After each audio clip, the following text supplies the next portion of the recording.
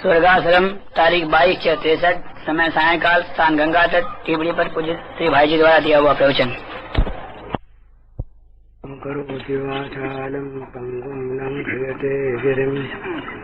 यत्कृपातमहं वन्दे परमानन्दमाधवम् श्रीमन्मदनगोपालं वृन्दारण्यपुरन्दरम् श्रीगोविन्दं प्रपद्येऽहं दीनानुग्रहकारकम् वन्दे मुकुन्दमरविन्ददलायतं कुन्देन्दुशङ्खदशनं शिशुगोपवेशम् इन्द्रादिदेवगणवन्दितपादपीठम् वृन्दावनालयमहं वसुदेवसूनम् नवजलधरवर्णं चम्पकोद्भासिकर्णम् विकसितनलिनास्यं विस्फुरन्मन्दहास्यम् कनकरुचिदुकूलं चारुबर्हावचूलम् तमपि निखिलसारं नौमि गोपीकुमारम्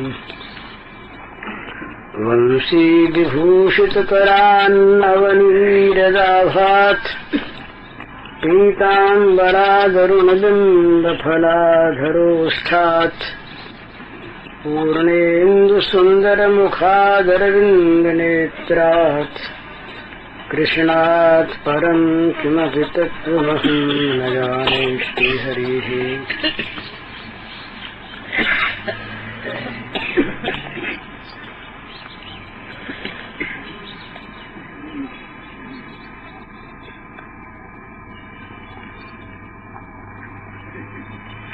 कल अपने ये चर्चा के अंत में वैधि और रागानुगा भक्ति पर कुछ बात चल रही थी।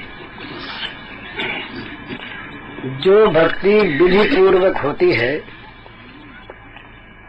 जिसमें विधि की प्रधानता है, प्रीति की उतनी प्रधानता नहीं, जिसमें नियमों का बंधन अधिक है, श्रद्धा का उतना नहीं, जिसमें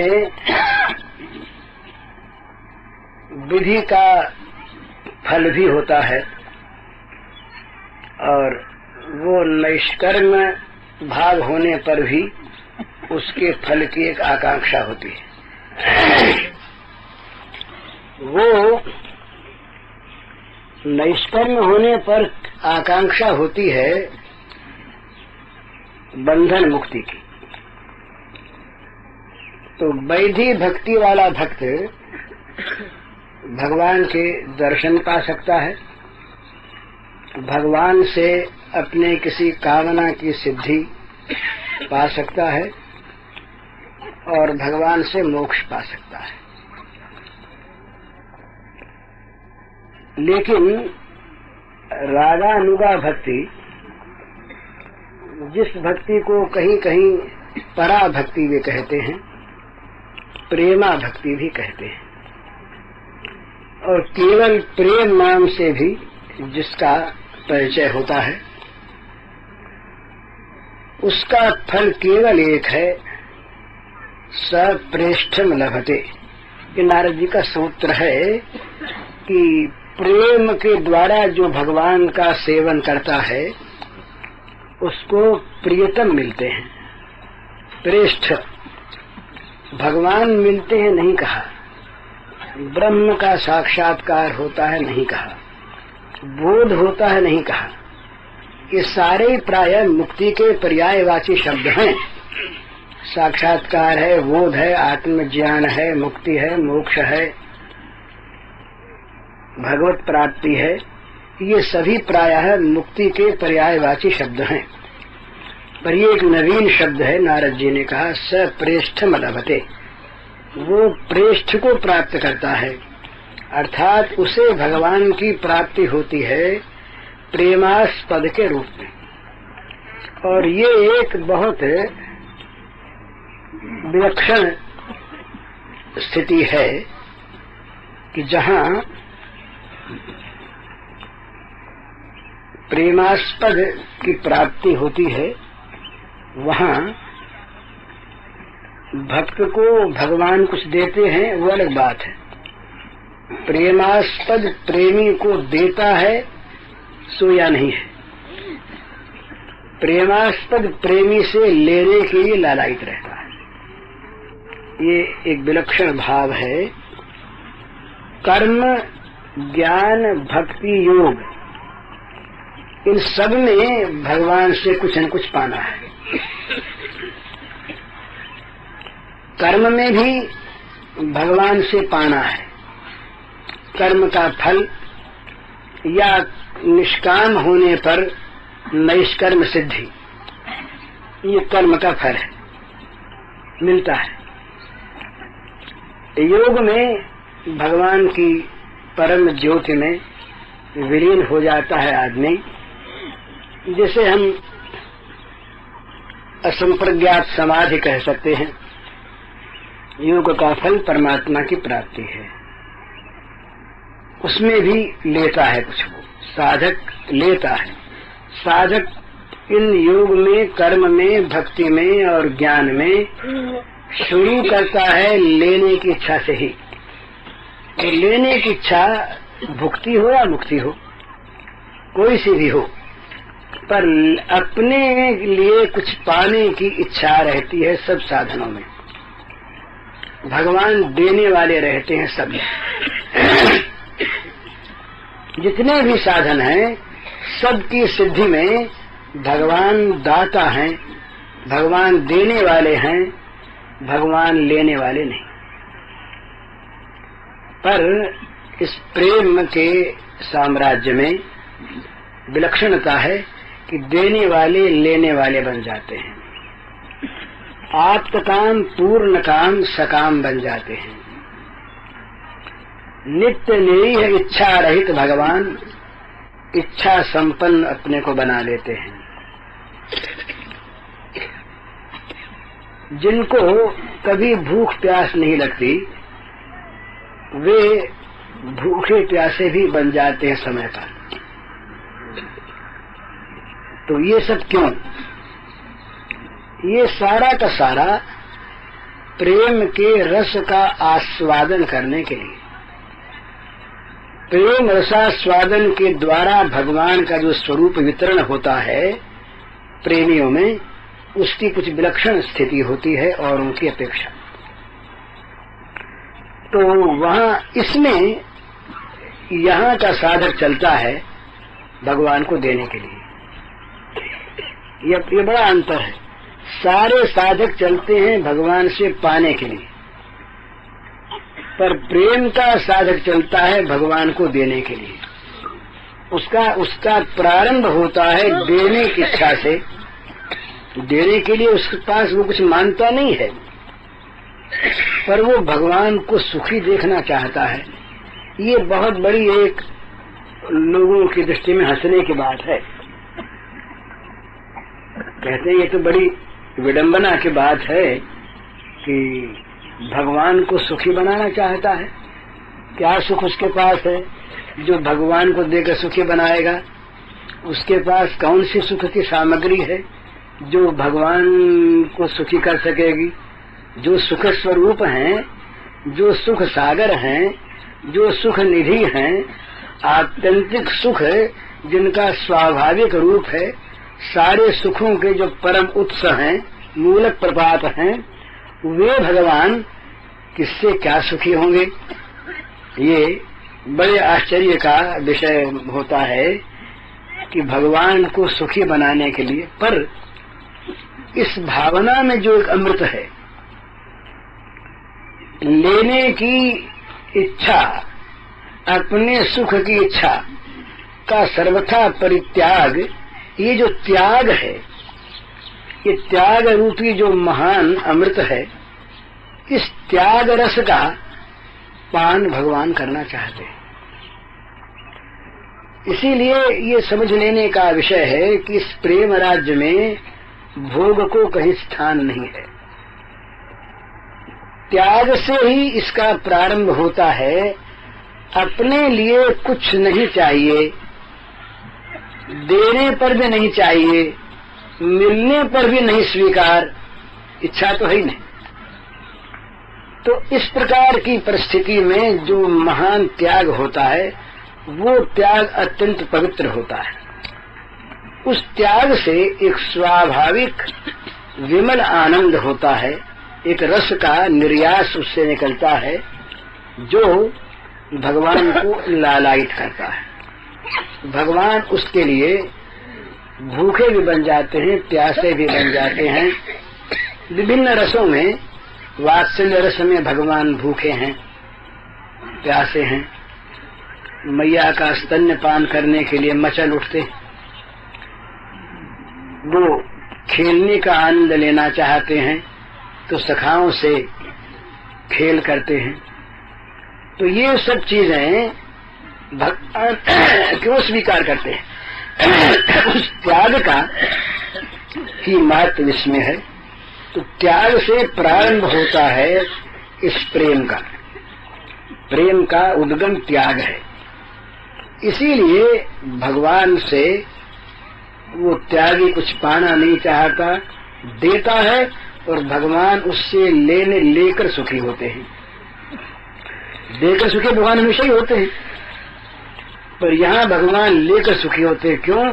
कि वो लेना चाहता नहीं, उसको सुख होगा देने से ही।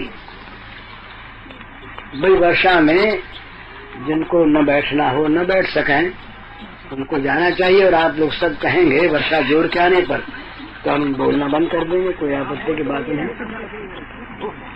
पर उसमें विचलित भाव नहीं होना चाहिए। जिनको उठना हो उठ जाएं, बैठना हो बैठें, और सबके न जैसे तो हम बंद कर दें, कोई आपत्ति की बात नहीं है। हाँ, तो बस ये रस है भला। अरे हमें छाता मत लगाइए, नहीं तो हम उड़ जाएंगे ना। आप अपने लगाइए, ये तो ये तो दुगन करते हैं ना आप। तो ये रस है ना, रस में एक चीज होती है, ये तो मामूली रस है।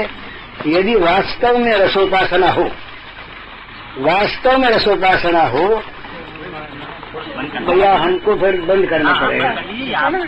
आप अपने लिए लगाइए, सब कहेंगे तो चले चलेंगे, केवल आपके कहने से नहीं।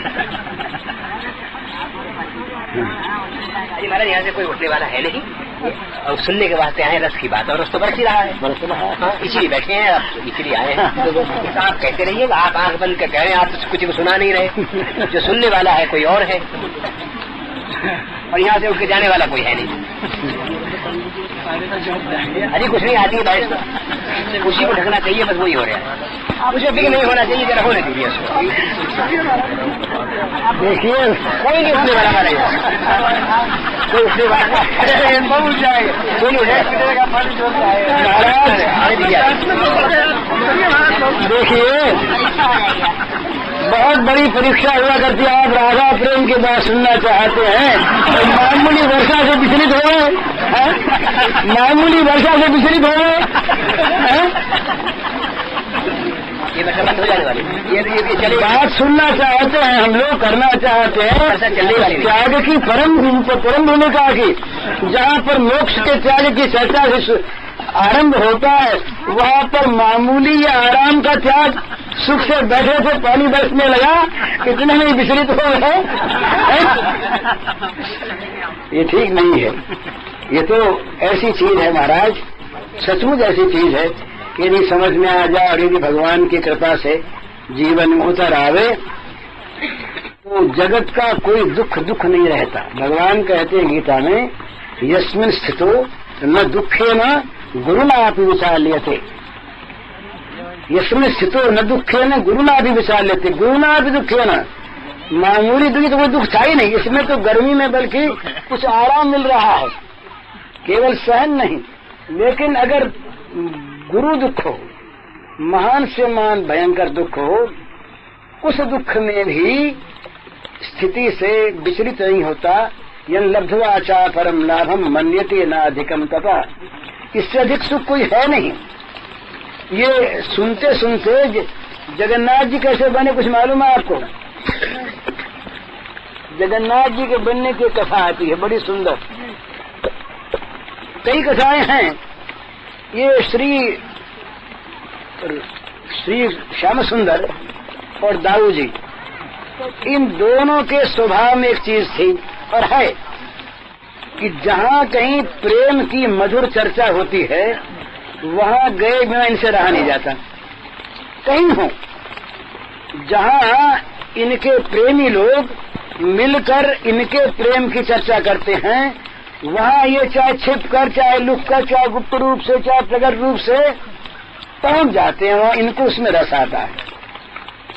तो द्वारिका लीला के बाद, द्वारिका लीला के बाद द्वारिका में अब वो जो पट्ट महिषियां महारानियां, उनके त्याग की कोई सीमा नहीं, उनके प्रेम की कोई सीमा नहीं, अनंत प्रेम अनंत त्याग, उनमें बड़ी सेवा। लेकिन श्याम सुंदर जब जब ब्रज की बात चले और जब जब श्री गोपांगनाओं का कहीं नाम आवे तो महाराज उनके अश्रुपात होने लगे, शरीर रोमांचित हो जाए, पुलकित हो जाए। तब महारानियों ने सोचा कि ये क्या बात है, वहाँ कोई विलक्षण चीज ऐसी थी जो हमारे पास नहीं। तो जानना चाहें तो किससे जाने? श्री कृष्ण स्वयं कहते नहीं, दाऊ जी कुछ कुछ जानते पर वो भी कहते हैं, उनसे पूछा भी कैसे जाए, रानियां कैसे पूछें? तो उनको ये अनुमान हुआ कि मैया रोहिणी जी वहाँ रही। इनको पता तो है परंतु माँ नहीं। अब माँ से पूछा कैसे जाए, तो किसी तरह से उन्होंने माँ को राजी किया, बड़ी खुशामद बरामद की, बड़ी स्तुति विनती की, कैसे ही माँ कह दे तो माँ ने कहा भी देखो मैं समझ समझ कर तुमसे कहूंगी। उधर दाऊ जी और ये श्याम सुंदर रहे राज दरबार में द्वारिका में, जहाँ वो प्रेम चर्चा शुरू हुई वहाँ ये विचलित हुए, चलो भागो। यहाँ हुआ कि कहीं वो आ न जाए, आ गए बीच में तो सारा काम रुक जाए, फिर माँ तो बोलेगी नहीं। तो सुभद्रा जी को बैठा दिया पैरे पर। माँ ने सुभद्रा जी से कहा कि तुम जा करके पैरे पर बैठ जाओ महल के, और अगर श्याम सुंदर आवे तो कह देना माँ की आज्ञा नहीं है, बस नहीं आ सकेंगे। तो सुभद्रा जी बाहर बैठ गई। सुभद्रा जी बाहर बैठ गई और अंदर वो रस चर्चा होने लगी। तो कुछ देर में श्याम सुंदर और बलराम जी दोनों दौड़े आए, जाने लगे अंदर। बहन ने कहा भैया अंदर मत जाना। क्यों न जाए भाई? बोले माँ ने रोक दिया, आपको उपाय नहीं। वहाँ तो द्वारका में तो मर्यादा है, द्वारका के ठाकुर जो हैं वो ब्रज के ठाकुर का स्वभाव वहाँ छोड़ गया है। तो है दोनों एक ही, कोई तीसरे नहीं है। स्वभाव वहाँ का वहाँ के लिए, वहाँ का वहाँ के लिए। तो माँ की आज्ञा बैठ गए। अब सब बैठ तो गए, दाऊ जी बैठ गए, एक तरफ श्री कृष्ण बैठ गए, बीच में सुभद्रा बहन। दोनों को रोक के उठ के भाग जाए, दोनों भाग श्री कृष्ण को रोकना पड़े। अब ज्यों ज्यों रस चर्चा होने लगी महाराज, त्यों त्यों उस रस का प्रभाव पड़ा कि इनके जो श्रीअंग हैं वो रसमय होने लगे।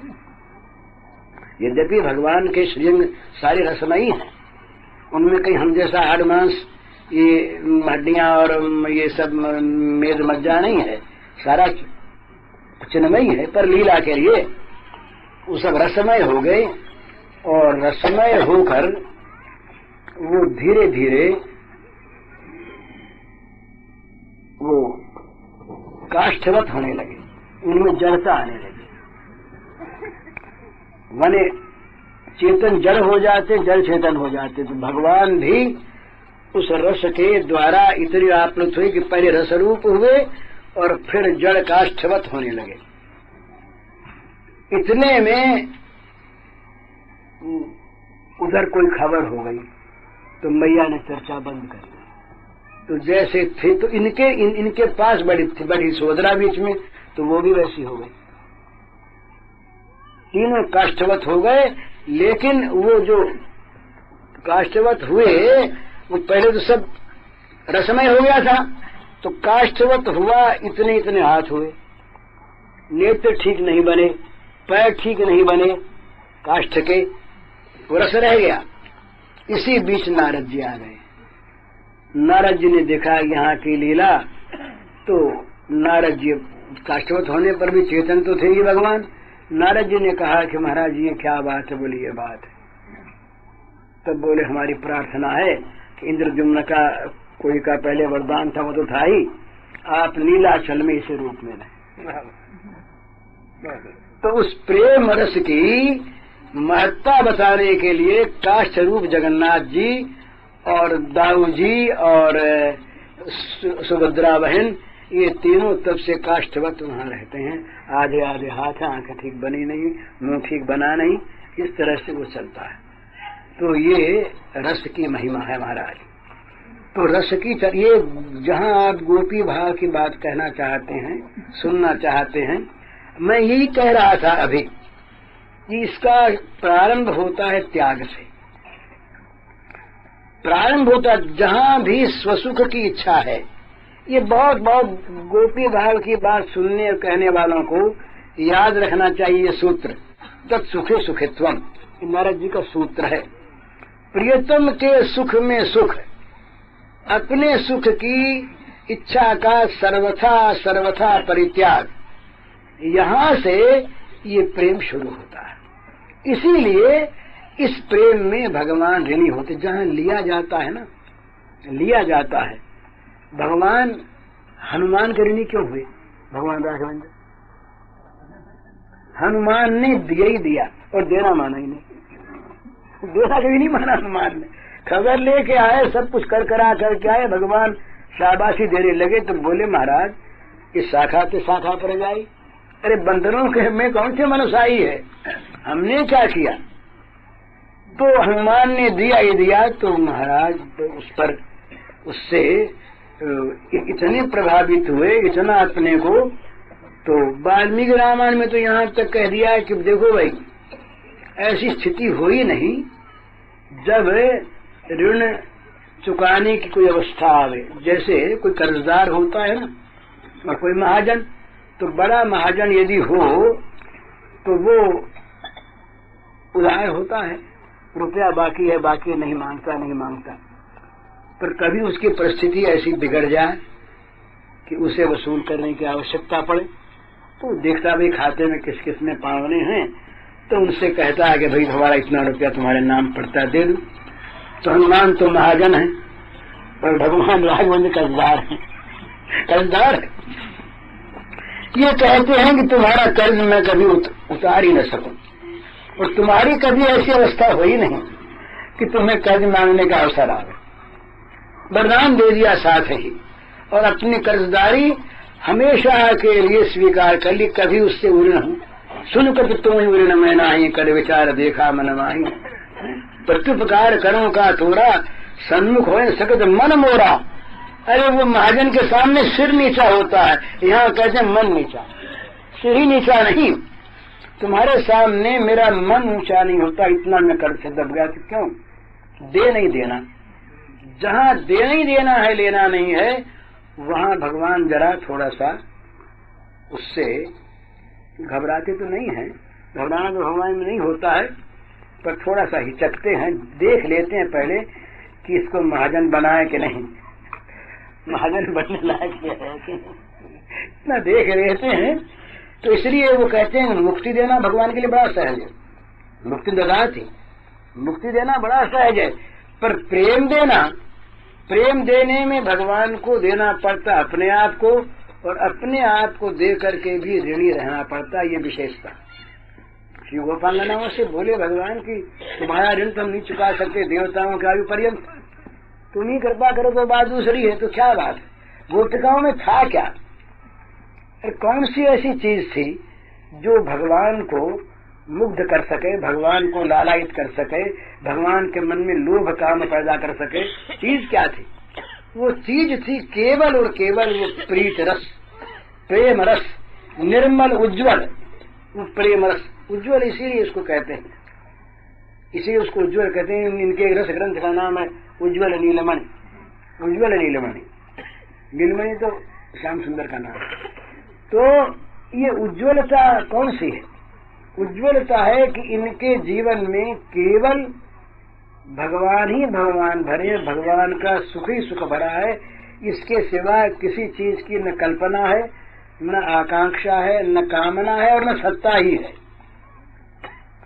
तो इस अवस्था में भगवान ऋणी होते हैं, भगवान लेते हैं। तो ये इसीलिए ये बात ये अत्युक्ति नहीं है कि सारे साधक साधना को प्रारंभ करते हैं भगवान से कुछ लेने के लिए, और प्रेमी की साधना का आरंभ होता है देने के लिए, देने वाला न मानकर। देने के लिए ही नहीं, देने वाला न मानकर।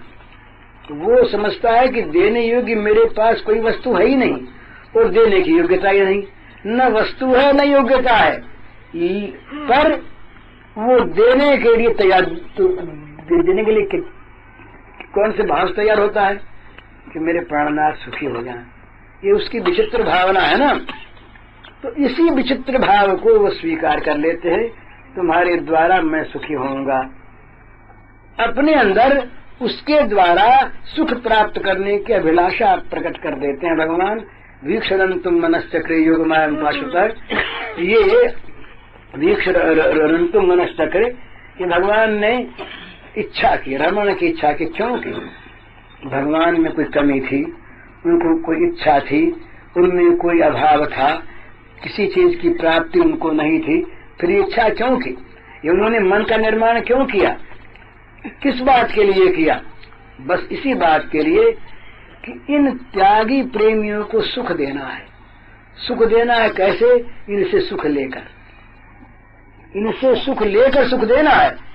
वो तो अपने लिए कुछ चाहती नहीं, तो उनको सुख दिया कैसे जाए? उनसे सुख लिया जाए तो उन्हें सुख हो। इसीलिए ऋण नहीं उतरता। महाराज उस दिन अपने बात हुई थी ना, एक तर्क की बात है। भगवान अगर गोपिकाओं का ऋण उतारना चाहें तो उनका ऋण बढ़ेगा। ये बिल्कुल गणित की चीज है। गोपिकाओं का ऋण अगर भी भगवान उतारना चाहेंगे तो उनकी प्रत्येक चेष्टा ऋण बढ़ावेगी। कैसे बढ़ावेगी? गोपी भगवान को सुख देती है ना, तो भगवान बदले में सुख दें तब न ऋण उतरे। भाई किसी से हमने रुपया लिया है, ब्याज समेत हम उसको लौटा दें तब न ऋण उतरे। गोपी से सुख मिला है, गोपी से सुख मिला है, गोपी को बदले में सुख दे तब न ऋण उतरे। अब गोपी को सुख काहे से दे? सोचिए, धन नहीं चाहती, मुक्ति नहीं चाहती, भोग नहीं चाहती, अपने लिए कुछ नहीं चाहती, चाहती क्या है? इन मेरे द्वारा तुम सुखी होते रहो। तो यही तो ऋण है, यही तो ऋण है। अगर गोपी को सुख का बदले में सुख देना है तो क्या करना है? गोपी से और सुख लो, गोपी से और सुख लो तब उनको सुख होगा। तो सुख का ऋण उतारना चाहते हो तो सुख लिए बिना उन्हें सुख होगा नहीं, तो ऋण बढ़ेगा घटेगा। जैसे उदाहरण के लिए कोई 2000 रुपए कोई में पावने हैं, सोचिए, कोई ने 2000 रुपए कोई को दिए, वो समझता है कि मैंने कर्ज लिया। ये कर्ज नहीं समझता, ये समझता है कि 2000 रुपया उसको दिया है, ये मैंने नहीं दिया, उसकी चीज उसके पास गई है और इससे उसको आनंद मिला है, तो मुझे बड़ा आनंद है। न ऋण मानता है, न दिया मानता है, न अपनी वस्तु मानता है। ये उसको सुखी देखकर सुखी होता है। तो वो ऋण उतारना चाहे तो क्या करे? बदले में रुपया दे तब ऋण उतरे। और ये क्या चाहता है? ये चाहते हमको तुम सुखी करना चाहते हो तो 2000 हमसे और ले लो तो हम सुखी होंगे। तो 2000 ऋण तो पहले था ही, 2000 और ले उसको सुखी करने के लिए, तो ऋण बढ़ जाता। सोचिए ना, तो जो देता है उसका ऋण बढ़ता है, घटता नहीं। इसलिए भगवान ऋण कभी उतार नहीं सकते। जो देकर सुखी होता है उसको क्या देकर सुखी करें? उससे और नहीं तो सुखी हो। तो इसलिए ये ऋण, तो ये जो गीता की चीज है ना, गीता की कोई गड़बड़ की बात मैं नहीं कहता, माफ करिएगा, ये जो देन लेन की बात है ये इस प्रेम राज्य से उधर की है। ये था माम प्रपद्यन्ते तांतरे भजामि हम, ये हम उसको जो भजते वैसा हम भजेंगे, ये भज नहीं सकते वैसा। जिस भाव से वो भजती हैं इस भाव से भज नहीं सकते, इसलिए ऋणी रहते हैं। ऋण उतरे कैसे, ऋण उतरे कैसे, इस भाव से भज सकते ही नहीं है।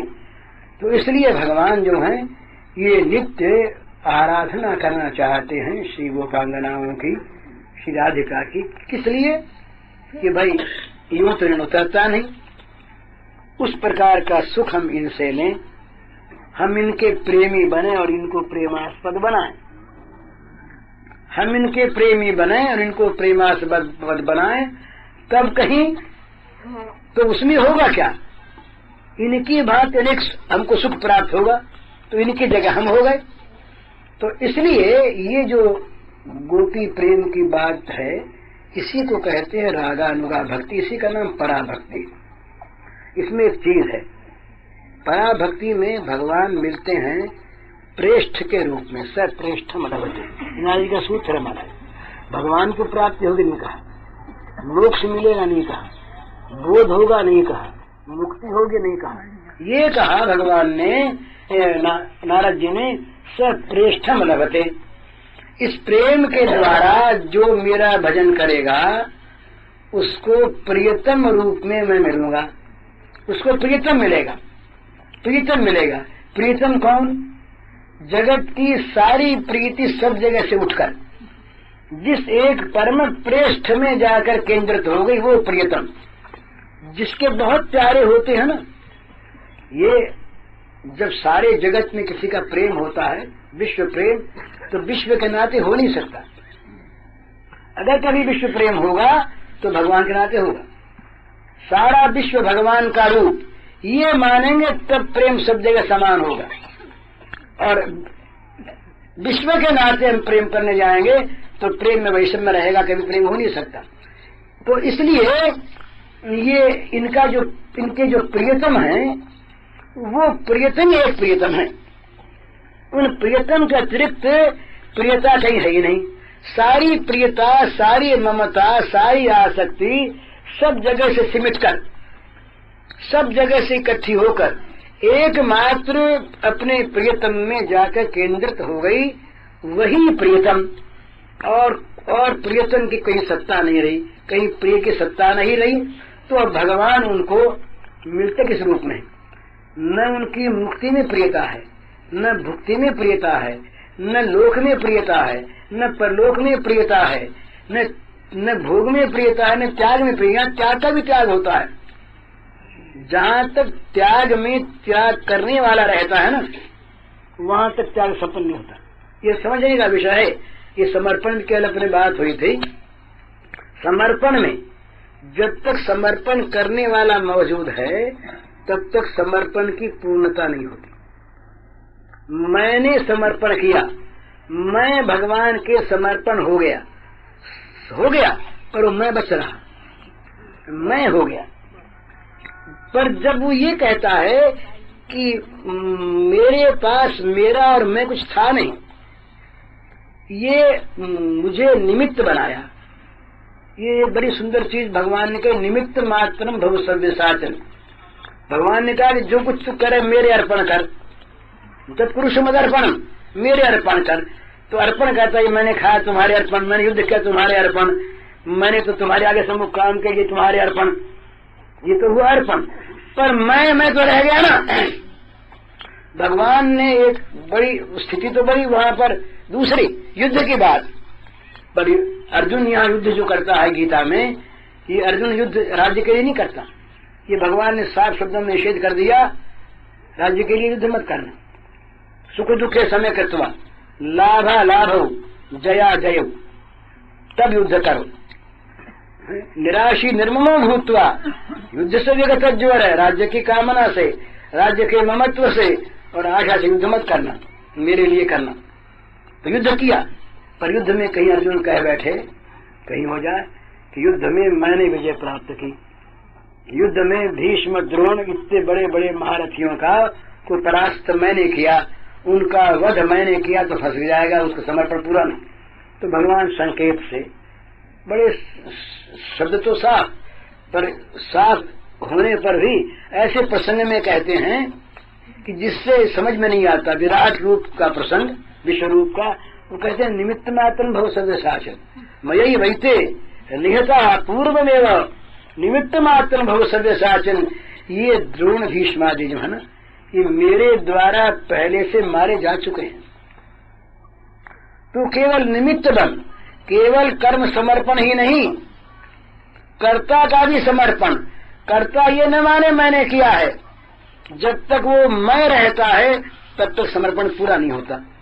तो यहाँ इस गोपी भाव में ये समर्पण करने वाला मैं नहीं रहता, केवल प्रियतम ही रह जाते हैं, केवल प्रियतम में रह जाते हो। प्रियतम ही उस गोपी के अंदर आकर, प्रियतम ही गोपी के मन बनकर, प्रियतम ही गोपी के प्राण बनकर, प्रियतम ही गोपी की क्रिया बनकर उसके द्वारा रसास्वादन करते हैं।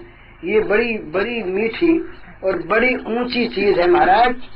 ये जब पूर्ण समर्पण होता है, जब भगवान ही एकमात्र पृष्ठ रह जाते हैं तो क्या होता है, अपने करके देख लीजिए।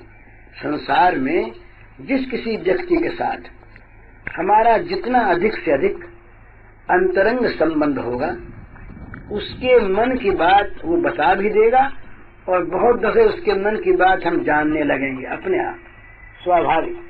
ये लौकिक में होता, हम देखते हैं बड़े वो बड़े उसके मन के हम जानते हैं, वो हम एक ही हैं, एक नहीं है और पूरी बात जानते भी नहीं, पर कुछ तो जानते हैं। और यहाँ भगवान क्या करते हैं, जिसने अपने को पूरा समर्पण कर दिया उसमें रह के इनको खेलना है, तो उसके मन बन के रहते हैं, उनके प्राण बन के रहते हैं। तो क्या करते हैं, अपना मनोरथ जो अपने मन में है वो उसका मन बनकर उसके मन में प्रकट कर देते हैं। तो भगवान का मनोरथ उस प्रेमी के मन में प्रकट होता है स्वाभाविक। भगवान ने कहा है अर्जुन से, मन महात्मम मत सपर्याम मत श्रद्धाम मन मनोगतम जानन्ति गोपिका पार्थ नान्य जानन्ति तत्वतः। ये भगवान के वाक्य हैं श्री कृष्ण के, कि मेरी महिमा, मेरी सेवा का स्वरूप, मेरी श्रद्धा का स्वरूप और मेरे मनोरथ का पूरा ज्ञान तत्वतः केवल गोपियों को है और कोई को नहीं। इसका अर्थ क्या, गोपी भाव से जिनका समर्पण भगवान में है उनमें भगवान का मन उतरता है, उनमें भगवान के प्राण उतरते हैं, उनमें भगवान का जीवन उतरता है, उनमें भगवान की लीला उतरती है। ये तत्वतः शब्द ध्यान देने का महाराज। श्री कृष्ण स्वयं भगवान जो हैं, ये कोई गड़बड़ की बात नहीं। ब्रह्मभूत प्रसन्नात्मा न सोचती न कांक्षति तम सर्वेषु भूतेषु, ये ब्रह्म की प्राप्ति का लक्षण बताते हैं। ब्रह्मभूता, ब्रह्म भाव को प्राप्त हो गया, भूता और प्रसन्नात्मा। जब तक ब्रह्म को प्राप्त नहीं है तब तक प्रसन्नात्मा नहीं होता, आनंदमय हो गया। न सोचती न कांक्षति, न उसे कोई सोच है न कोई आकांक्षा है। और सारे भूतों में, सारे प्राणियों में समभाव से ब्रह्म का दर्शन करता है। तब मद भक्ति लभते पराम, मद भक्ति मद पराम भक्ति लभते, वही रागा होगा, वही प्रेमा। मद परा भक्ति लभते, परा भक्ति का क्या है, जरा शब्दों पर ध्यान दीजिए। ब्रह्म भूत के बाद कहते हैं ठीक ठीक इसमें, भक्त्या माम अभिजानाति यावान यश्चास्मि तत्वतः नान्य जानन्ति तत्वतः। जरा ध्यान दीजिए, इस भक्ति के द्वारा मैं जैसा जो कुछ हूँ पूरा का पूरा वो जानता है। ये बिल्कुल शब्दार्थ है। ब्रह्मभूत है के बाद ये बोला पूरा का पूरा जानना। ब्रह्मभूत है तक इन शब्दों के अनुसार समस्त जगत में ब्रह्म की समदृष्टि होने पर भी भगवान को माम पूरा नहीं जानता। पूरा जानने के बाद क्या होता है? भक्त्या माम अभिजानाति ततो माम तत्वतो ज्ञात्वा विशते। ये प्रेम राज्य में प्रवेश हो गया, घुल मिल गया, विशते प्रविष्ट हो गया उसमें, मुझको पूरा जानकर। तो ये बड़ी एक महिमा की चीज है भगवान के इस प्रेम राज्य में, कि भगवान स्वयं उसके जीवन में उतर आते हैं, उसका मनोरथ भगवान का मनोरथ होता है। तो लीला में दो बने नित्य लीला में रहते हैं, और वस्तुतः एक रस, एक ये रसाद्वैत है, वो ब्रह्माद्वैत है, ये रसाद्वैत है। इस अद्वैत में रस का निरंतर प्रवाह बहता, वो कभी सूखा नहीं, सूखेगा नहीं, सूखता नहीं, बल्कि वो प्रतिक्षण वर्धमानम। जहाँ ज्ञान की प्राप्ति है वहाँ अलम है, तस् कार्य में विद्यते। सब मिल गया, अब और कुछ नहीं चाहिए। बिल्कुल ठीक, वहाँ प्राप्ति की परिसीमा है, कुछ नहीं चाहिए। प्राप्त करने के बाद कुछ अवशेष नहीं रहा, और यहाँ सारे अवशेष रहता है। प्रेम जितना मिले उतना थोड़ा, प्रेमी जितनी सेवा करे उतनी थोड़ी, वो कभी तृप्त होता ही नहीं, कभी तृप्त नहीं होता। अगर तृप्त हो जाए सेवा से, इसीलिए वो जो प्रेमी लोग मुक्ति नहीं चाहते। क्यों नहीं चाहते? वो मुक्त तो है ही। अरे जगत के बंधन में जो रहेगा, भोगों की आसक्ति में जो जकड़ा हुआ है, वो तो प्रेमी कहाँ है? वो तो सुसुख काम ही है। तो भोगों की आसक्ति, मोक्ष की आसक्ति जहाँ सर्वथा विलीन हो जाती है प्रेम में, तो वहाँ वो तो मुक्त है। पर एक बंधन है, वो बंधन है भगवान की प्रेम सेवा का। इस बंधन, ये बंधन ही उसका स्वरूप है, ये बंधन ही उसका फल है, ये बंधन ही उसका रूप है। इसको अगर छोड़ दे, इसीलिए दीयमानम न गृह्णन्ति विना मत सेवनम जनाः। भागवतकार कहते हैं, भगवान कपिल के वाक्य, कि देने पर भी, वो 4 प्रकार की नहीं, एकत्व भी, 5 प्रकार की मुक्तियां देने पर भी वो स्वीकार नहीं करता मेरा जन मेरी सेवा छोड़कर। तो मुक्त होने पर भी ये नित्य नव सेवा की आकांक्षा, नित्य नव प्रेम का उदय, और अपने श्याम सुंदर में नित्य नव सौंदर्य माधुर्य का उदय, ये इनके होता रहता है। इसका कभी विराम नहीं, कभी अंत नहीं। वर्षा बंद हो गई है भला, वर्षा से हम लोग कुछ घबरा रहे थे थोड़ा सा, हैं? देखिए एक बात है, एक यहाँ काशिया बाबा रहे, रामदास काशिया बाबा, वृंदावन में बंगाली साधु रहे। वो यही बद्रिकाश्रम के रास्ते में हिमालय के, उनकी जीवनी में मैंने पढ़ा है, वो एक गुरु जी के पास रहते। अब वो हिमालय प्रदेश, बड़ी ठंडक, रात को एक दिन उन्होंने गुरु जी ने कह दिया कि हमारी धुनी में से आग मत ले जाना। वो सोते अलग, गुरु जी धुनी पर बैठते। रात को बड़े जोर का जाड़ा लगा, इतना जाड़ा लगा कि वो सह नहीं सके, जरा सी आग ले गए, ताप लिया। गुरु जी उस समय नहीं बोले। सवेरे उससे मुझसे पूछा कि तुम भैया आग ले गए थे? बोले हाँ ले गया था। तो क्यों ले गए थे? बोले सहन नहीं हुआ। तो कहा अच्छी बात है, कोई बात नहीं, कही आई बात। तो बोले हम तुम्हारी कभी और परीक्षा लेंगे। बोले जो आज्ञा हो, परीक्षा दी जाएगी आपके बल पर ही। परीक्षा में उत्तीर्ण होना न होना आपके हाथ। आप लीजिए, एक अकस्मात बोले नीचे कूद पड़ो। अब देखिए, दोनों काशी रास्ते में जाइए, एक तरफ ऊंचे पहाड़ है और एक तरफ बड़ी सैकड़ों फीट नीचे खाई है, कूद पड़ो, तत्काल कूद पड़ो। चोट नहीं लगी, गुरु ने रक्षा कर दी ना, चोट लगी नहीं, लेकिन इस यहाँ तक की तैयारी रहती है महाराज। ये तो यहाँ के साधना में, और प्रेम राज्य में तो सब कुछ दे देना पड़ता है। वहाँ तो सारा सुख, सारा भोग, आराम तलब आदमी प्रेम चाहे ये मिलता नहीं, वो तो भोग चाहता है। नारायण घाटी कठिन जहाँ प्रेम को धाम, विकल मूर्छा शिशिक वो, ये लग के विश्राम। नारायण घाटी कठिन जहाँ प्रेम को धाम, विकल मूर्छा शिशिक वो, ये लग के विश्राम। ये तो उसकी धर्मशालाएं हैं। इन धर्मशालाओं को पार करते हुए आगे चलो, तब कोई प्रेम का धाम मिलेगा। प्रेम पंथ पावकनी ज्वाला भाड़ी पाछा भागे जो, गुजराती। प्रेम पंथ पावकनी ज्वाला भारी पाछा बाग भागे जो ने, माही पड़ा ते महारस माने और देख नारा दाझे जो ने।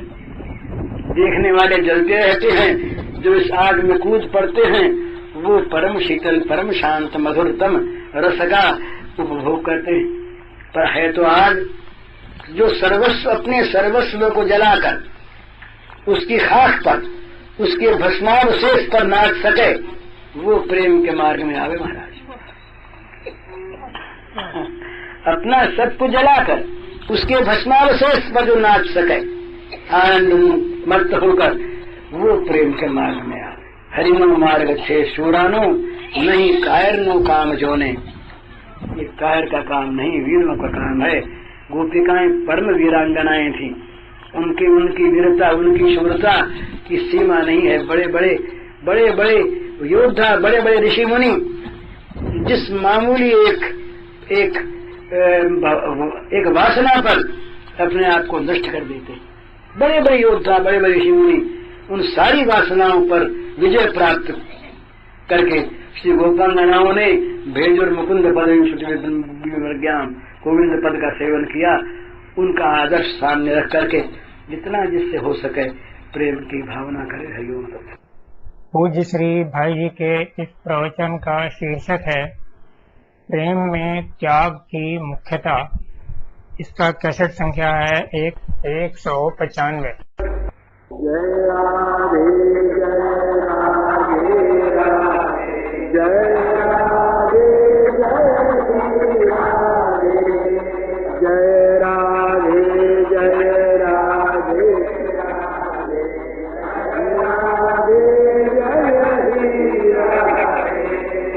जय कृष्ण जय कृष्ण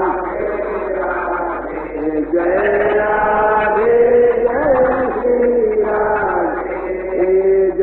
राधे जय राधे राधे जय राधे जय राधे जय राधे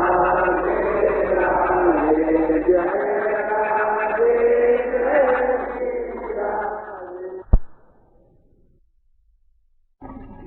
हो गया समय।